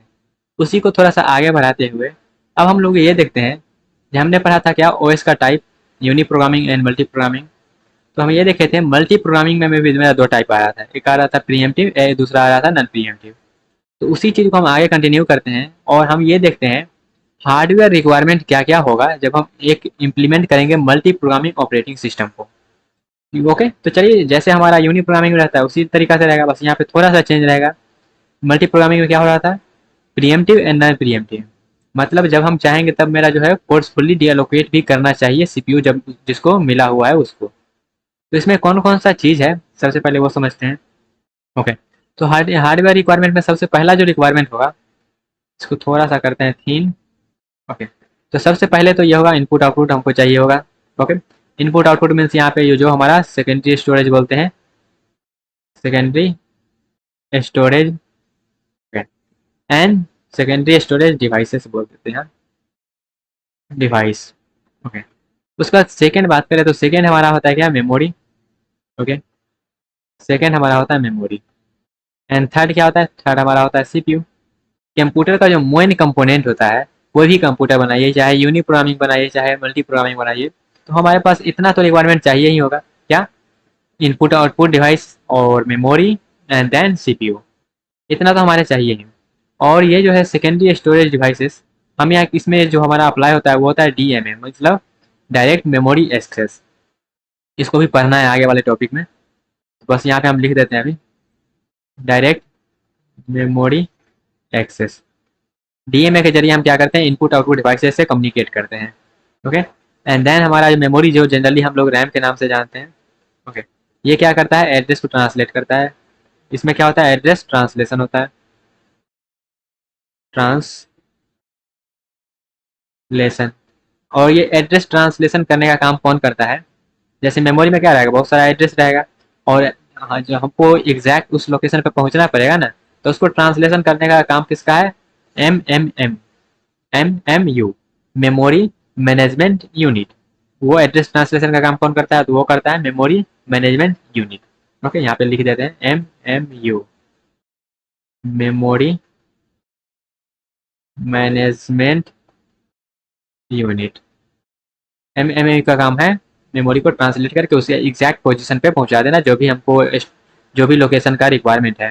ओके, जैसे मान लेते हैं सीपीयू क्या करेगा, सीपीयू हमको जनरेट करेगा लॉजिकल एड्रेस, और वो लॉजिकल एड्रेस जो है वो जाएगा एमएमयू के पास, वहाँ से मेरा जो है उसको ट्रांसलेट करके उसका फिजिकल एड्रेस बताया जाएगा, और फिजिकल एड्रेस के बाद जो हमारा रैम का जो फिजिकली वहाँ पे स्लॉट प्रेजेंट है, उस स्लॉट पे जाकर उसको एक्सेस करेगा। ओके, एंड देन हमारा जो है अब यहाँ पे ये दोनों काम तो हो गया, मेमोरी हो गया, इनपुट आउटपुट हो गया। अब यहाँ पे हमारे पास सीपीयू जो है, और मल्टीपल प्रोग्रामिंग मतलब क्या हुआ, मल्टीपल प्रोग्रामिंग मतलब एक साथ जो है मल्टीपल प्रोग्राम रन कर सकता है। जब एक साथ मल्टीपल प्रोग्राम रन कर सकता है, तो हम यहाँ पे जो यूज़ करेंगे हमको ये भी तो पता चलना चाहिए ना, जैसे मान लेते हैं एक साथ बहुत सारा प्रोग्राम रन कर रहा है। ओके, हमारे पास मल्टी प्रोग्रामिंग में भी दो सिस्टम होता है, एक होता है प्रीएम्प्टिव, एक होता है नॉन प्रीएम्प्टिव। ओके, नॉन प्रीएम मतलब क्या होता है, जो हमारा फोर्सफुली डीएलोकेशन नहीं कर सकता, प्रीएम्प्टिव मतलब वो फोर्सफुली डीएलोकेट उसको करवाया जा सकता है। तो उसी चीज़ में यहाँ पे क्या होता है, डुअल मोड ऑपरेशन परफॉर्म करता है।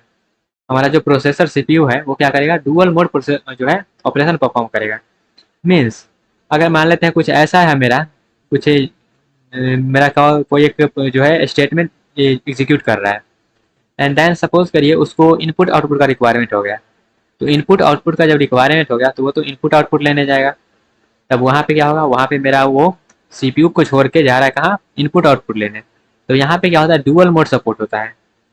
हमको चाहिए अगर हम मल्टी प्रोग्रामिंग ऑपरेटिंग सिस्टम बना रहे हैं, तो उसमें सीपीयू जो है, सीपीयू वहाँ पे चाहिए डुअल मोड ऑपरेशन परफॉर्म करने वाला, डुअल मोड ऑपरेशन। अब ये डुअल मोड क्या है, ये डुअल मोड मतलब यहाँ पे डुअल मतलब क्या होता है, टू। तो दो को मोड यहाँ पे परफॉर्म करेगा, तो वो डुअल मोड का मतलब क्या है, तो उसका मतलब है हमारे पास चाहिए यहाँ पे user mode and kernel mode. Okay, user mode and kernel mode चाहिए। तो ये क्या है डुअल मोड, अब यहाँ पे हम लोग समझते हैं। ओके, चलते हैं नेक्स्ट पेज पे, और नेक्स्ट पेज पे हम लोग अब समझते हैं डुअल मोड ऑपरेशन यहाँ पे क्या है, सीपीयू जो करना चाहता है वो। ओके, तो यहाँ पे लिख देते हैं। ओके, ये राइटिंग थोड़ा सा सही करना पड़ेगा। ओके,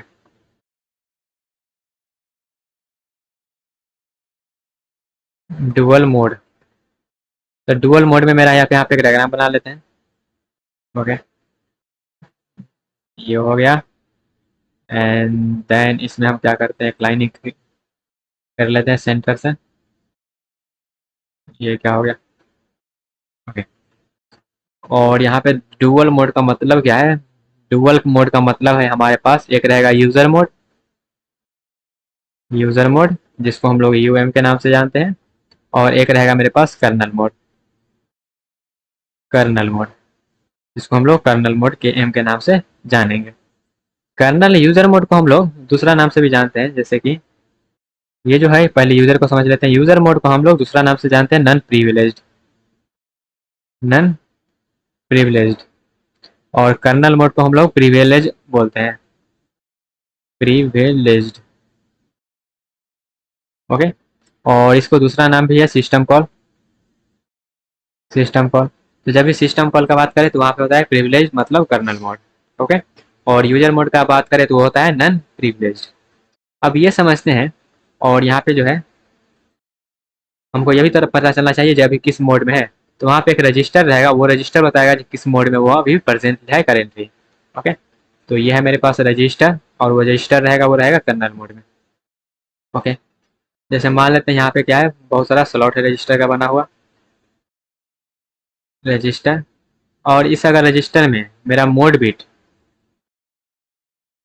इस रजिस्टर में मोड बिट अगर मेरे पास 0 है और मोड बिट अगर 1 है, तो क्या होगा? मोड बिट अगर 0 है तो उसका मतलब होता है कर्नल मोड, और अगर मोड बिट 1 है तो उसका मतलब होता है यूजर मोड। तो जब भी हमारा जो है डुअल मोड ऑपरेशन परफॉर्म होगा, अगर वो यूजर मोड में है तो वो क्या करेगा, आपस में ये स्विच करते रहेगा, कर्नल से यूजर और यूजर से कर्नल। ओके। और यहाँ पे थोड़ा सा हम करें, एक चीज़ और पॉइंट वाइज लिख दें दोनों के बारे में, user mode and kernel mode के बारे में। तो इस तरह से हम इसको समझ सकते हैं। ओके। ये हो गया यूजर मोड, और ये हो गया कर्नल मोड। तो यूजर मोड का मतलब क्या है? ऑल यूजर जो है यहाँ पे, जितना भी यूजर के रिलेटेड प्रोग्राम होगा यहाँ पे एग्जीक्यूट करेगा। Okay. All user application run in user mode. जितना भी यूजर रिलेटेड एप्लीकेशन है वो सब यूजर मोड में एप्लीकेशन करेगा। और जितना भी ऑपरेटिंग सिस्टम रिलेटेड सॉफ्टवेयर है, जितना भी ऑपरेटिंग सिस्टम रन जो है रूटीन्स है, वो क्या करेगा, वो रन करेगा कर्नल मोड में। Run in kernel mode. Okay. तो ऑपरेटिंग सिस्टम से रिलेटेड अगर काम है तभी वो कर्नल मोड में जाएगा, नहीं तो यूजर मोड में ही जाएगा। ओके। एंड सेकंड पॉइंट का बात करें तो सेकंड पॉइंट है यूजर मोड में मेरा है, जिसको हम लोग प्रीएम्प्टिव बोलते हैं। प्रीएम्प्टिव मीन्स, प्रीएम्प्टिव मतलब हम बोल सकते हैं नन एटॉमिक। और इसी तरह से हम इसमें अगर बात करें कर्नल मोड में, दूसरा पॉइंट, तो कर्नल मोड में क्या हो जाएगा? कर्नल मोड मेरा क्या है? कर्नल मोड इज मेरा नन प्रीएम्प्टिव है। नन प्रीएम्प्टिव, जिसको हम लोग बोलते हैं एटॉमिक। एटॉमिक। अब यहाँ पे देखिएगा कर्नल मोड मेरा क्या है? नन प्रीएम्प्टिव, मतलब कर्नल मोड का जो भी काम है उसको हम प्रीएम्प्ट नहीं कर सकते हैं। क्यों नहीं कर सकते हैं? क्योंकि कर्नल मोड में जितना भी ऑपरेटिंग सिस्टम रिलेटेड काम है, तो ऑपरेटिंग सिस्टम रिलेटेड काम हमारे हाथ में नहीं रहता है, वो ऑपरेटिंग सिस्टम के हाथ में रहता है। तो उसको फोर्सफुल्ली हम डीएलोकेट नहीं करवा सकते हैं। इसलिए कर्नल मोड का जो भी काम है वो रहेगा नन प्रीएम्प्टिव मोड में। ओके। और यूजर रिलेटेड जो भी काम है, अगर मान लेते हैं कोई काम कर रहा है यूजर मोड में, और हमारे पास ऑपरेटिंग सिस्टम का एक जो है थोड़ा सा बोल सकते हैं इंपॉर्टेंट काम आ गया, तो क्या करेगा, उसको रिप्लेस वो कर देगा। ओके। क्योंकि जो कर्नल मोड का काम है वो थोड़ा सा ज़्यादा इंपॉर्टेंट होता है। आई होप आपको ये चीज़ समझ में आया होगा। अब एक और डायग्राम बना लेते हैं, उससे आपको और ज़्यादा अच्छे से क्लियरिटी मिलेगा। तो अभी बस हम क्या कर रहे हैं, हार्डवेयर रिक्वायरमेंट को देख रहे हैं, और सीपीयू में जो है दो मोड ऑपरेशन हो रहा है वो देख रहे हैं। ओके। एंड देन सपोज करिए ये मेरा हो गया यूजर मोड, इसको थोड़ा सा ऊपर शिफ्ट कर देते हैं। एंड ये मेरा हो गया सिस्टम प्रोग्राम। एंड देन यहाँ पे कॉपी कर लेते हैं। ये क्या हो गया? ओके। इसको खींच के लाएं इधर, एंड देन इसको लाते हैं इधर।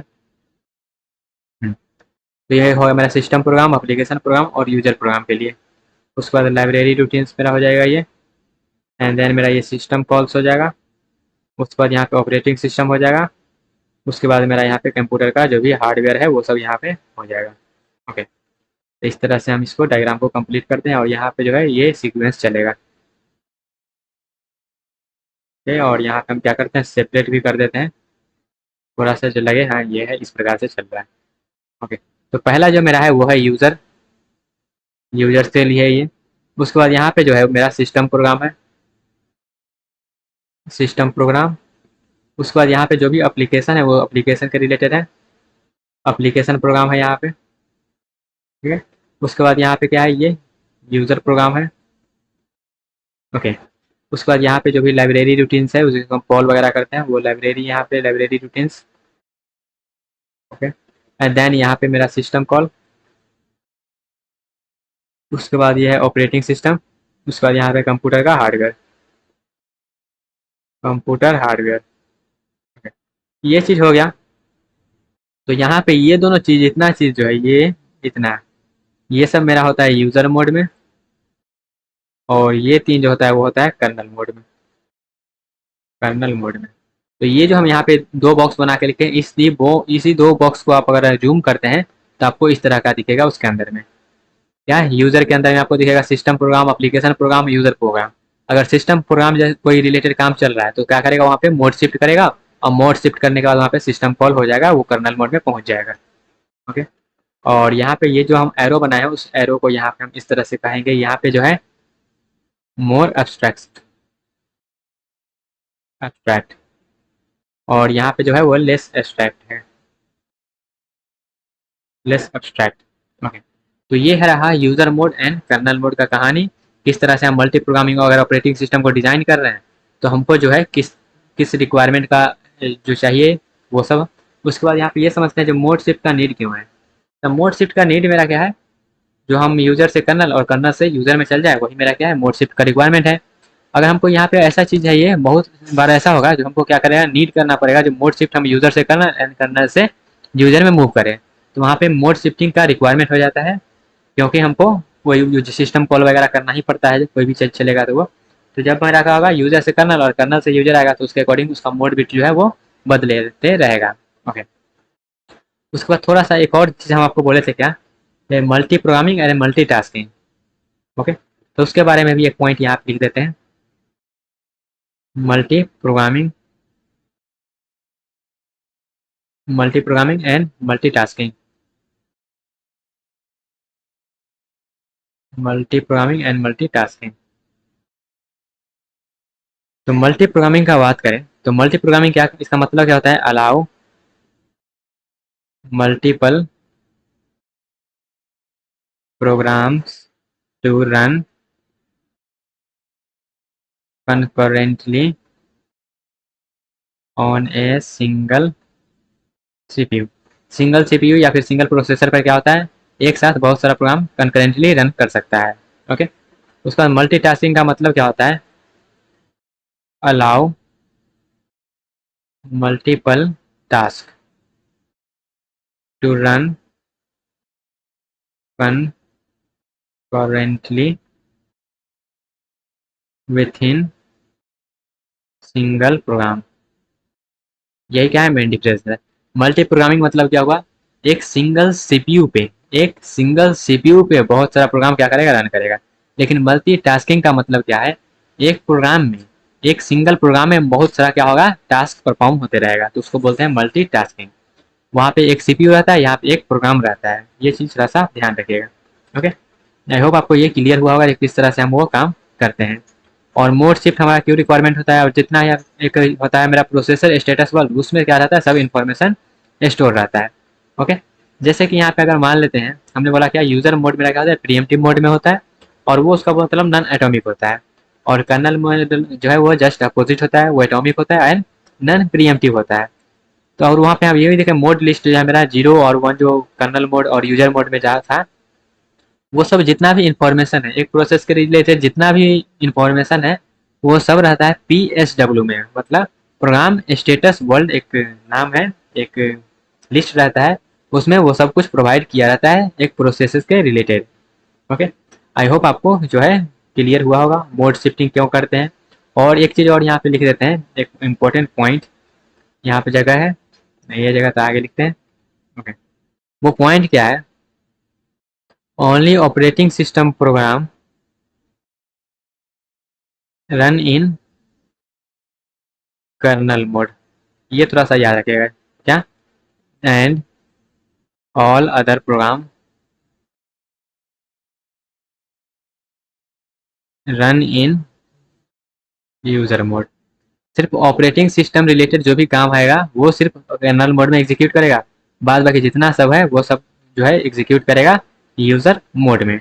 ओके, आई होप आपको ये क्लियर हुआ होगा। एक चीज़ है, यहाँ पे हमने सिस्टम कॉल का जिक्र किया था, तो एक टर्म होता है सिस्टम कॉल, उसको समझ लेते हैं। और सिस्टम कॉल में एक एग्जाम्पल है फॉक्स सिस्टम कॉल का, उसको भी हम समझ लेते हैं। ओके, तो अब हम लोग देखने वाले हैं गाइज फॉक्स सिस्टम कॉल को। और फॉक्स सिस्टम कॉल, ये सिस्टम कॉल को तो और अच्छे से डिटेल में समझना है आगे, बट फिलहाल के लिए जो है हम लोग फॉक्स सिस्टम कॉल को समझ लेते हैं, क्योंकि उससे जो है क्वेश्चंस वगैरह रहते हैं। ओके, तो अब हम लोग डायरेक्टली मूव करते हैं फॉक्स सिस्टम कॉल पे। Okay, system call user mode में नहीं होता है, कर्नल मोड में होता है, इतना चीज तो आता होगा आपको। उसके बाद हम लोग डायरेक्टली मूव कर रहे हैं आप forks system call. System call क्या होता है नहीं होता है वो सब हम सीखेंगे, लेकिन फिलहाल के लिए फॉक्स सिस्टम कॉल को हम देखते हैं। फॉक्स सिस्टम कॉल कहने का मतलब क्या होता है? फॉक्स सिस्टम कॉल का मतलब एक एग्जाम्पल लेते हैं, उसके बाद समझते हैं। ओके, तो एक एग्जाम्पल यहाँ पे इसमें थोड़ा सा कोड दिया रहेगा और फॉक्स सिस्टम कॉल का यूज करेगा। ओके, और यहाँ पे ये फंक्शन जैसा बना हुआ रहेगा। तो एक एग्जाम्पल लिखते हैं हम, जैसे कि मान लेते हैं लिखे यहाँ पे मेन, और उसके बाद यहाँ पे लिख देते हैं प्रिंट एफ। ठीक है, ये सब आपको आता होगा प्रिंट एफ, और यहाँ पे लिख देते हैं हाई, एंड देन यहाँ पे हम लिख देते हैं फॉक। ओके, उसके बाद यहाँ पे हम लिख देते हैं फिर से प्रिंट एफ, और यहाँ पे लिख देते हैं हेलो। ओके, उसके बाद बंद। तो ये जो चीज़ लिखे हैं इसमें क्या हो रहा है, फॉक्स सिस्टम कॉल का यूज हो रहा है। ये जो है क्या है, फॉक्स सिस्टम कॉल। ये जो है वो क्या है, फॉक्स सिस्टम कॉल का यूज हो रहा है। तो ये प्रोग्राम जब एग्जीक्यूट करेगा तो किस तरह से एग्जीक्यूट करेगा, और ये क्या है, सिस्टम कॉल है। जब सिस्टम कॉल है तो क्या बनेगा, सिस्टम कॉल है तो यहाँ पे क्या होगा, इसका चाइल्ड क्रिएट होगा और इसका पेरेंट क्रिएट होगा। तो चाइल्ड और पेरेंट में इसका क्या करता है, काम चलता है। तो सिस्टम कॉल को थोड़ा सा हम क्या करते हैं समझ लेते हैं। तो जैसे हम सिस्टम कॉल पे मूव करेंगे तो वहाँ पे हमारा एक, यही हम एग्जाम्पल लेंगे फॉक्स सिस्टम कॉल का, इसमें हम दो एग्जाम्पल करेंगे, दो एग्जाम्पल करेंगे और उसको हम उसको अच्छे से समझ लेंगे। तो सिस्टम कॉल यहाँ पे आपको जैसा कि हम बताएं वो क्या होता है, हमारे पास चलता है वो कर्नल मोड में। ओके, और यहाँ पे फॉक्स सिस्टम कॉल का अगर हम बात करें तो इसके बारे में कुछ कुछ पॉइंट लिख देते हैं। जैसे कि पहला पॉइंट हम लिख देते हैं कि क्या करता है ये forks system call, create a child process, child process को क्रिएट करता है। सेकेंड पॉइंट अगर इसके बारे में लिखें, the code of child will be exact, या फिर बोल सकते हैं रिप्लाइज, या फिर बोल सकते हैं copy of parent process. Parent process का एग्जैक्ट क्या रहता है, वो कॉपी रहता है। देन एक पॉइंट और इसके बारे में लिखे तो यहाँ पे execution in child will start from next after fork till end of program. Okay, तो ये चीज़ तो लिख दिया। चलिए यहाँ पे हम क्या करते हैं, ये जो एग्जांपल है इस एग्जांपल को समझते हैं, और ये सब जो पॉइंट लिखा है इसी पॉइंट की हेल्प से हम ये सब समझेंगे। ओके, तो इतना को अब यहाँ से क्या करते हैं, यहाँ से हम इसको हटा देते हैं।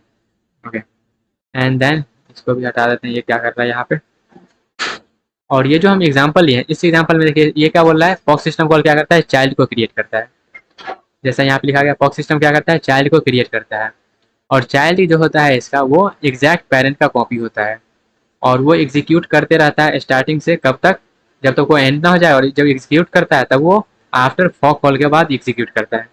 जैसे कि यहाँ पे इसका आउटपुट क्या आएगा, तो जब इसका आउटपुट आप निकालने जाइएगा तो क्या होगा, सबसे पहले ये जो प्रिंट एफ है, ये प्रिंट एफ हाई प्रिंट कर देगा। ओके, हाई प्रिंट कर दिया। उसके बाद यहाँ पे फॉक लिखा हुआ है, तो फॉक क्या है, एक सिस्टम कॉल है। जब फॉक सिस्टम कॉल होता है क्या करेगा, ये इसका कॉपी बनाएगा। ये क्या करेगा, अपने चाइल्ड को क्रिएट करेगा। तो ये चाइल्ड को क्रिएट कर लिया। और चाइल्ड को किस प्रकार से क्रिएट करेगा, जैसे मान लेते हैं सबसे पहले प्रिंट एफ लिखेगा, उसका फॉक है तो फॉक यहाँ पे आ गया। ओके, उसके बाद क्या होगा, फिर से प्रिंट एफ और यहाँ पे हेलो आ जाएगा, हेलो, और यहाँ पे क्या है, हाई है। तो इस तरह से क्या होगा, चाइल्ड क्रिएट हो गया इसका। और चाइल्ड में ये सब आ गया। चाइल्ड कैसा रहता है, एग्जैक्ट पेरेंट जैसा ही रहता है। बट अब ये जब एग्जीक्यूट करेगा, ये जब एग्जीक्यूट करेगा तो कैसे एग्जीक्यूट करेगा, ये एग्जीक्यूट करेगा फॉक के बाद, ये एग्जीक्यूट करेगा फॉक के बाद। फॉक को नहीं लेगा, फॉक एग्जीक्यूट हो गया। ये पहले से एग्जीक्यूट हो जाएगा, फॉक भी एग्जीक्यूट हो चुका है। तो फॉक के बाद जो है वो उसको एग्जीक्यूट करना, मतलब ये प्रिंट एफ को एग्जीक्यूट करेगा। जब ये प्रिंट एफ को एग्जीक्यूट किया तो यहाँ से यहाँ पे देगा, तो ये प्रिंट करके देगा हमको हेलो। ये हेलो प्रिंट कर दिया, और तो कुछ नीचे बचा हुआ है नहीं। तो ये क्या करेगा, ये फिर से ये चाइल्ड हो गया आप खत्म, और ये चाइल्ड वापस जाएगा कहाँ पे, अपने पेरेंट के पास। तो यहाँ पे आ गया, और जब यहाँ आ गया तो उसके बाद इसका काम, अभी फॉक का काम खत्म हुआ है, ठीक है। और जब फॉक का काम खत्म होगा तो यहाँ पे फिर से ये प्रिंट एफ चलेगा। जब ये चलेगा तो ये भी क्या देगा हमको, हेलो प्रिंट करके देगा। तो इसका आउटपुट आएगा, पहले हाई प्रिंट होगा, फिर हेलो प्रिंट होगा, फिर हेलो प्रिंट होगा। इस तरह से ये प्रिंट होके आएगा। एक और एग्जाम्पल लेते हैं और समझते हैं, और इसका एक डायरेक्ट फार्मूला भी होता है, उसको भी समझ लेंगे। तो एक और पहले एग्जाम्पल ले लेते हैं गाइस। ओके, और एग्जाम्पल हम इसी प्रकार से लेते हैं, मेन, उसके बाद यहाँ पे हम लिख देते हैं फॉक, फॉक सिस्टम कॉल करवा देते हैं। देन फिर से हम फॉक सिस्टम कॉल करवा देते हैं, एंड देन यहाँ पे हम लिख देते हैं print F hello, print F hello लिख दिए। तो फिर से करिए, सबसे पहले क्या करेगा, यहाँ पर मेन में आया एग्जीक्यूट करने के लिए, मेन में एग्जीक्यूट करेगा, देखा फॉक देखा, जैसे ही फॉक देगा तो क्या करेगा, ये अपना चाइल्ड क्रिएट करेगा, और चाइल्ड में क्या रहेगा, एग्जैक्ट रहेगा जैसा कि पेरेंट में है। तो ये फॉक, ओके, देन फिर से क्या है, फॉक है, और फिर से क्या है, प्रिंट एफ हेलो है। ओके, ये एग्जैक्ट उसी तरह का कॉपी हो गया। एंड देन ये वाला फॉक है तो पहला वाला है ना, तो ये तो एग्जीक्यूट कर चुका है, तो इसके बाद जो भी है वो एग्जीक्यूट करेगा। और जैसे ही ये वाला एग्जीक्यूट करने आया तो यहाँ पे फिर से देखा गया क्या है, ये फॉक है। जब फिर से फॉक है तो यहाँ पे क्या करेगा, ये भी अपना क्या करेगा, चाइल्ड को क्रिएट करेगा। तो जब ये अपना चाइल्ड को क्रिएट करेगा तो यहाँ पे क्या है, फॉक है, एंड देन क्या है, प्रिंट एफ हेलो, यही है। इसके नीचे जो भी रहेगा वो सब जैसा उसका पेरेंट है उसी तरह से वो एग्जीक्यूट कर जाएगा। ओके, एंड देन ये फॉक था, अभी यहाँ पे एग्जीक्यूट कर चुका है, ये वाला फॉक जो है वो तो एग्जीक्यूट कर चुका है ये वाला। तो ये क्या प्रिंट करके देगा, ये हमको प्रिंट करके देगा हेलो, हेलो प्रिंट किया। और हेलो प्रिंट करने के बाद ये क्या किया आपस, ये जो है आओ तो नीचे कुछ बचा हुआ नहीं, नहीं तो बचा हुआ नहीं, तो ये रिटर्न देगा इसको। अब जब रिटर्न देगा तो फिर से ये वाला तो चल गया, ये वाला हो गया, तो फिर से प्रिंट को क्या करेगा, प्रिंट करेगा। तो यहाँ पे भी हेलो दिया प्रिंट करके, ओके, देन इसका भी काम खत्म हो गया, नीचे और कुछ बचा हुआ है ना, तो क्या करेगा, इसको रिटर्न देगा। तब इसका काम खत्म हो गया, तो हमको जो है हेलो हेलो दो बार प्रिंट होके आ चुका है। देन उसके बाद यहाँ पे जैसे ही ये इसका काम खत्म हो गया, अब यहाँ पे जैसे ही ये एग्जीक्यूट करने आया इस फॉक पे, तो ये वाला फॉक क्या करेगा, ये भी क्या है, सिस्टम कॉल है। जब ये भी सिस्टम कॉल है तो ये भी अपना क्या करेगा, पेरेंट को बनाएगा, ये भी क्या करेगा, अपना चाइल्ड को बनाएगा। जब ये चाइल्ड को बनाएगा तो यहाँ पे क्या है, यहाँ पे फॉक है, फॉक है, और उसके बाद क्या है, प्रिंट एफ हेलो, यही है। और ये वाला जो फॉक है, ये जो वाला फॉक है ये तो एग्जीक्यूट कर चुका है ऊपर वाला, इसी का ये चाइल्ड है, तो ये तो एग्जीक्यूट करेगा नहीं, इसके नीचे क्या है, हेलो है, तो हेलो को प्रिंट कर देगा। और ये क्या होगा, और तो कुछ नीचे बचा हुआ है ना, तो क्या करेगा, फिर से ये रिटर्न देगा, इसको यहाँ पे चलाएगा, और यहाँ पे आने के बाद ये जो है ये प्रिंट एफ एग्जीक्यूट करेगा और हेलो को प्रिंट करके देगा। ओके, तो कितना बार प्रिंट हुआ है हेलो, तो हेलो यहाँ पे प्रिंट हुआ 1 2, और उसके बाद हमारे पास 3 एंड 4 बार यहाँ पे क्या हो रहा है, हेलो प्रिंट होके आ रहा है। और यहाँ पे कितना चाइल्ड प्रोसेस बन रहा है, तो यहाँ पे जो है 1 2 3 एंड 3 हमारे पास चाइल्ड प्रोसेस बन रहा है, और एक हेलो ये वाला प्रिंट होके आ रहा है। तो आई होप आपको ये जो है फॉक सिस्टम कॉल का थोड़ा बहुत आइडिया लग गया होगा। बस कुछ नहीं करना है, जब भी वो है तो उस तरह से उसका जो है एक चाइल्ड बना लेना है, और चाइल्ड बनाने के बाद उसको एग्जीक्यूट कर लेना है, जैसा रहेगा वैसा ही एग्जीक्यूट करेगा। बस एक चीज़ एक्स्ट्रा आ रहा है जो कि है वो जहाँ पे, और ये जो है ना ये सब पॉइंट आप याद रखिएगा, यही पॉइंट पे मेरा सारा फॉक का क्वेश्चन सॉल्व हो जाएगा। और एक यहाँ पे एक पॉइंट और लिख देते हैं, इसको यहाँ से हटा देते हैं, और वो क्या है, वो पॉइंट है, एक फार्मूला बोल सकते हैं उसको। तो उस फार्मूला से आप डायरेक्टली ये समझ सकते हैं कि हमारे पास कितना फॉक है तो कितना बार वो एग्जीक्यूट करेगा। तो यहाँ पे लिख देते हैं इफ एन फॉक कॉल, अगर एन फॉक कॉल है तो वहाँ पे जो होगा देन 2n-1 प्रोसेस, या फिर यहाँ पे बोल सकते हैं new process, new process, new process, process will be created. और टोटल कितना होगा, टोटल जो होगा हमारे पास 2n हो जाएगा, क्योंकि ये न्यू प्रोसेस है तो एक पहले तो से रहेगा ही, तो ये इसका फार्मूला हो गया। इस फार्मूला को यहाँ पे वेरीफाई करिएगा, तो कैसे करिएगा, इस फार्मूला को वेरीफाई कर लेते हैं। इसमें क्या है, टोटल यहाँ पे कितना प्रोसेस, एक फॉक कॉल है, तो 2n-1 मीन्स कितना हो जाएगा, 2n-1 बराबर एक जो है न्यू क्रिएट होगा और जो होगा 2 की पावर 1 मतलब 2 जो है वो टोटल रहेगा। टोटल ये रहा, न्यू प्रोसेस जो क्रिएट हुआ वो 1 न्यू प्रोसेस क्रिएट हुआ जैसा आपको यहाँ पे दिख रहा होगा। ओके, सेम इसी में इसको फार्मूला को वेरीफाई कर सकते हैं।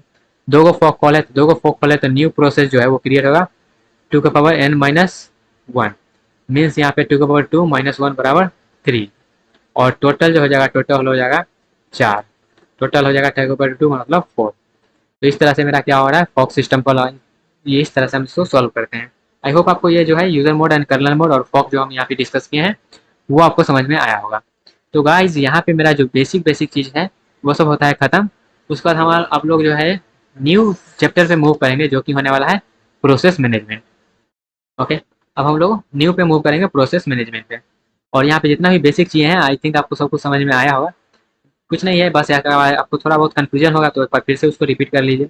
ओके, आप बस वहाँ से रिलेट करके चलिएगा, सबसे पहले हम क्या किए, फिर क्या देखे, फिर क्या करिए, फिर क्या किए, तो इस तरह से आपको क्या होगा आसानी होगा। ओके, तो मिलते हैं आज अपने अगले सेक्शन में जहाँ पे हम लोग करने वाले हैं न्यू टॉपिक को स्टार्ट जो कि होने वाला है प्रोसेस मैनेजमेंट। ओके, तो मिलते हैं आज अपने अगले सेक्शन में, तब तक के लिए bye bye, tata, take care, all the best.